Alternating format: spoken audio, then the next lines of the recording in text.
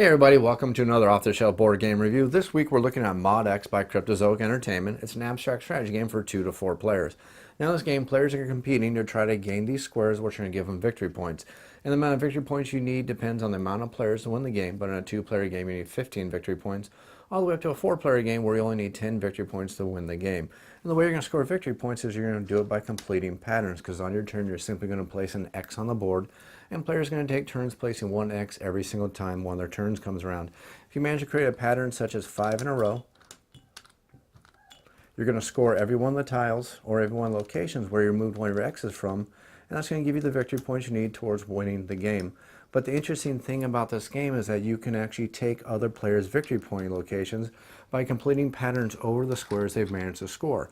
And if you happen to do that, you're actually not going to move their points from the board. You're actually just going to simply cover up their victory points, which is going to add another layer to the strategy, because if the game comes to an end with one player no longer having squares available to place on the board, even though somebody hasn't scored the amount of victory points, it's still going to end the game, and then you're going to add up the scores to see who has the most squares controlled at the end of the game. That's actually the victor of the game.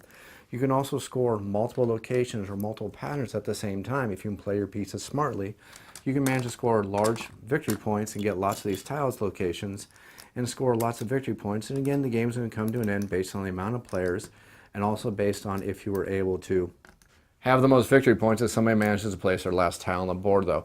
There's another interesting thing about the game, though. You notice that there's going to be 5 of these wild card X's on the board, and while they don't score you any victory points if you use them to complete a pattern, and of course you can use them to complete a pattern if you like, and if they help you complete patterns, that's a good thing.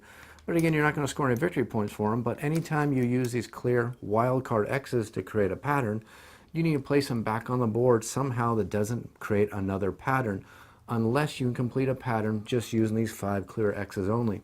And if you complete a pattern with those 5 clear X's only by replacing the ones you had to use to create another pattern, no matter how many squares you happen to control or how many squares the other players happen to control, you instantly win the game. Now, if you want to learn how to play Mod X, check out my full tutorial video where I'll show you exactly how to play the game and go over all the rules of the game. You can also check out my sample gameplay video where I play the game with my eldest son, who is a huge fan of abstract strategy games. And we go through a complete 2-player game between us. You get to see how the game really plays and get to see some good gameplay. Or if you want, you can just check out my full review of the game where I'll give you my final thoughts and opinions on Mod X.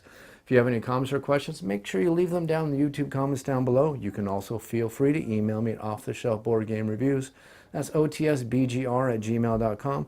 As always, if you like this video, you like this series, click that like button, click that subscribe button, and as always, thanks for watching.